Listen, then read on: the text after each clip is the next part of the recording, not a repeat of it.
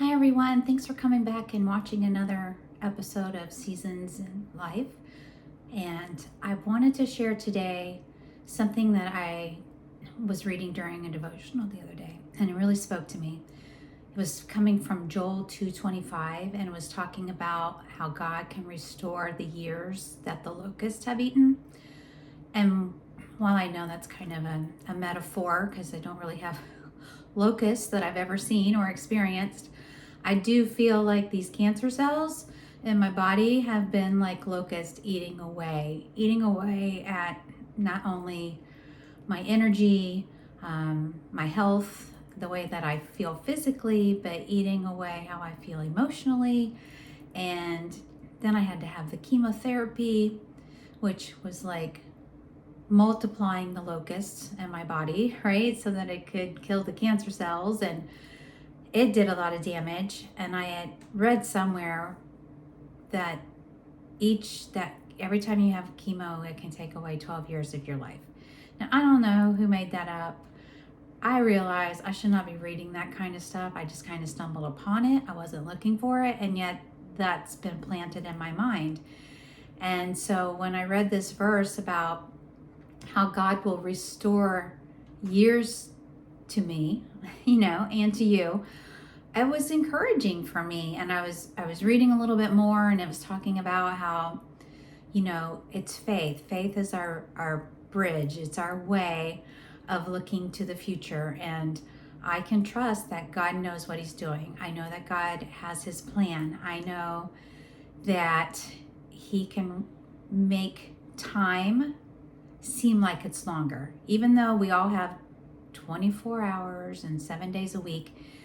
I just noticed, like, when I was younger, it seemed like time didn't go by as fast as it does now.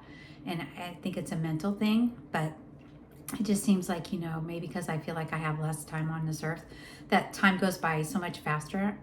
But I feel like that God's going to restore my health, and I believe he's going to restore my time. And I believe that he can do that, because he's God and he wants what's best for me. And even if I don't live till I'm 90, that's okay.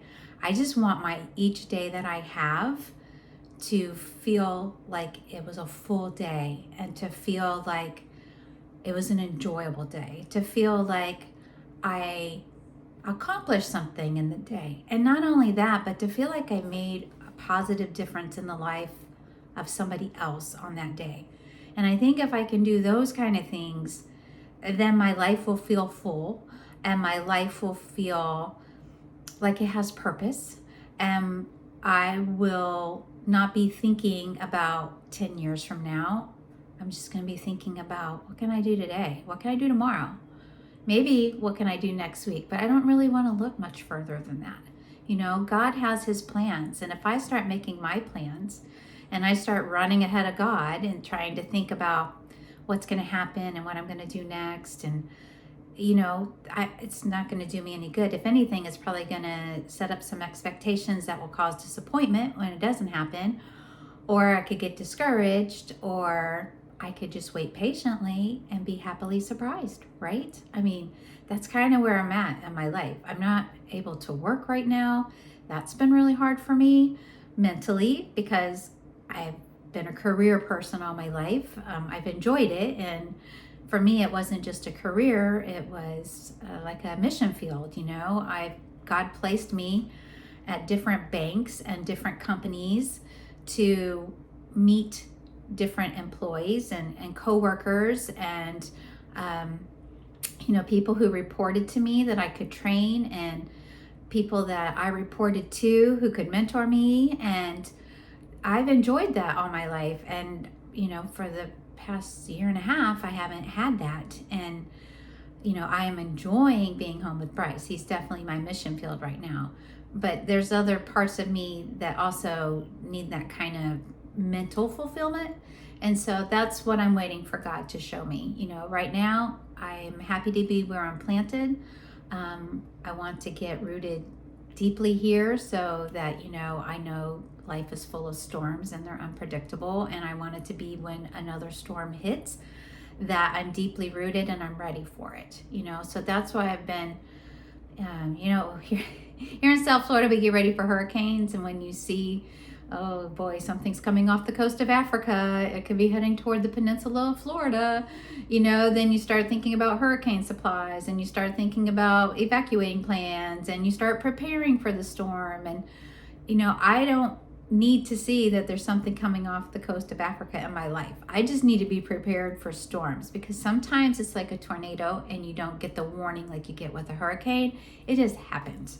And I want to be ready for that. Spiritually, I want to be ready for that. Mentally, I want to be ready for that. Physically, that's kind of just where my mind is. And life is full of seasons. And I feel like this season right now, I just went past the 5-month mark that I finished my last chemo treatment. And I am very grateful that I feel better than I did during chemo. There's no doubt about that. I don't feel like I could just lay on the floor every time that I go somewhere, I have enough energy that I can go out for an hour or two and run an errand, or even plan something that is kind of, that's more fun than just running an errand. But I don't have a whole lot of energy, and I have to rest and I have to plan. And when I come home, I have to lay down, for another hour or two. And that's unusual for me, but I'm grateful. I'm grateful that at least I can go out and I can do some things with good planning, right? But I had a point, and I hope that it comes back to me, because why not? Oh, but what I was going to say is, even though I'm 5 months past, they told me that between 3 and 6 months, I should start to really feel better and feel like, in air quotes, myself again. And I am a far cry from feeling like who I used to be prior to all these cancer symptoms kicking into full gear. So, I just have to remain hopeful. I hope to remain cheerful as much that I can. And I also want to just say that I allow myself every now and then to say, this kind of stinks, and that's okay. I think if I try to fake it, until I make it all the time, that's not healthy for me either. And sometimes I feel guilty if I have thoughts that are like a little bit of woe is me, and man, I'm so sick and tired of feeling sick and tired. But I think it's okay for me to say that to myself, at least every now and then, and to say that to God. And I try not to say it too much to my family, to my husband or to my parents, because I don't want them worrying about me. But the reality is, it stinks. It's not great to not feel good every day, to wake up and you feel everything in your body that doesn't feel good. But it's okay, it really is. And I'm learning to adapt to that. And then I think of the Apostle Paul, and with all that he went through, he talked about his thorn in the flesh, if you're familiar with the Bible, and he asked God to take it away several times, and God said no, he wasn't going to take that away. And I believe that because Paul had that ailment, whatever it was, it caused him to live a life that was dedicated to Christ that otherwise would not have been with the same intensity. I really believe that. And I believe that God has allowed me to have this cancer. He didn't give it to me, but it's happened, He's allowed it to happen, and He created me, so He knew the cells could be in there, that all this could happen. But He knew that when it did, it would be my opportunity to say, hey, what am I going to do with this? Am I just going to crawl up in a ball and wallow in it? Or am I going to, suck it up and accept it, and then figure out, hey, what can I do with this? How can I make this a positive thing? How can I bring good out of this? And I have found that because I've gone through this, now I have had a few people, especially someone really, really close to me, who has been diagnosed with cancer after I received my diagnosis. And so now I can be there for them, where there were other friends of mine that were there for me when I was starting to go through this and just, trying to wrap my mind around, is this really happening to me? Yeah, it really is.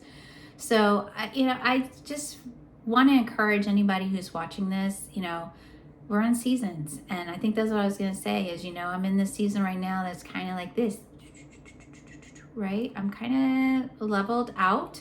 I'm not getting better, but I am not getting worse. And I'm grateful for that. I did have a setback with my white blood cell count dropping, and I got thrush, and I can't remember if that was before or after I did this last episode that I recorded. But, that was kind of a disappointment to have such a major setback when it was unexpected, and my doctor doesn't even know why it happened. But, I got a shot. I was able to go on vacation. I was able to pace myself and enjoy that. And I'm grateful, right? I mean, at least I was able to travel. I was able to go be with family. I was able to just enjoy the beautiful hills and green grass of northern Ohio. It was wonderful. And, I get my blood work next month, and I'll see the doctor again, and then we'll see what happens. And until then, I'm just going to take it day by day, stay in the Word, turn on my music to draw me close to the Lord. And don't think that I'm just like 100% in my Bible, praying, not doing anything other than that. I mean, I'm realistic and I'm human and I have other interests. So that's not true. But I definitely make sure that when I wake up in the morning, I listen to my morning prayer, which is about 10 to 15 minutes of, Bible scriptures, different theme, a different prayer to just kind of help me form my words.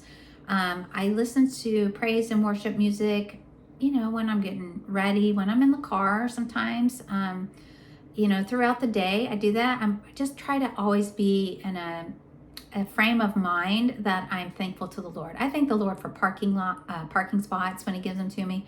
I thank the Lord when I'm able to get in the house before the rain starts pouring, or if it's just sprinkling, and He lightened it up. I give Him thanks. I just try to always be in that kind of mind that I'm thinking about the Lord, I'm praising the Lord, I'm talking to Him. I think that's kind of what He means when He's like, to be constantly thinking about Him and rejoice always and those sort of things, not to just be sitting on the couch and having my nose down in the Bible.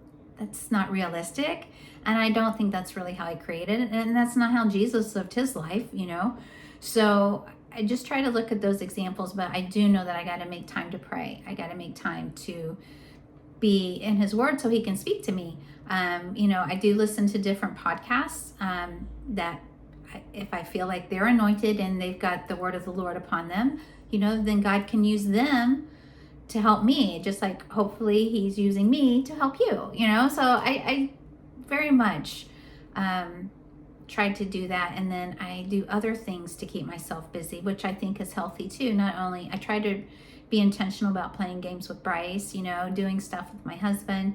I've picked up a new crafting thing that I'm enjoying doing with crushed glass and resin. And, one of my friends taught me that. And I need those kind of things, I need to have just things to look forward to, things that are enjoyable, and just, and then I look for opportunities that I can be a blessing to somebody, does somebody need a card? I've received so many cards in the mail of encouragement, and each time they would come, it was so nice. Sometimes I'd get 3 or 4 in one day. At one point, after a few months, I saw the mail lady and she said, "Is everybody okay?" And I think she saw the number of cards that were coming in the mailbox and she thought something must be happening, and it was me. But I appreciate that, and I want to pay those kind of things forward because I know what it's like. So if you're going through a rough spot, yes, you can tell yourself that it stinks, and you can give yourself a brief little pay party.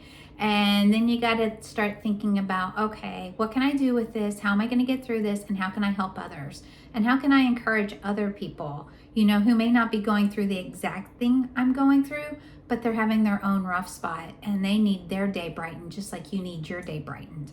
And, I find that when I am pouring out into other people, it's a blessing for me. And then that pours out of me so that other people can pour more into me, if that makes sense. If I keep everything in me, then there's nothing else, there's no more space for me to be poured into. And I want people to continue to pour into me as well. So if I pour it out, then others can pour in, and it's like a beautiful, flowing cycle there. So, all right, I think I've rambled enough. I hope that you have found something positive in this and that you have a great day. And thanks for subscribing. And if you haven't, go ahead and hit that button. Thanks so much. Bye.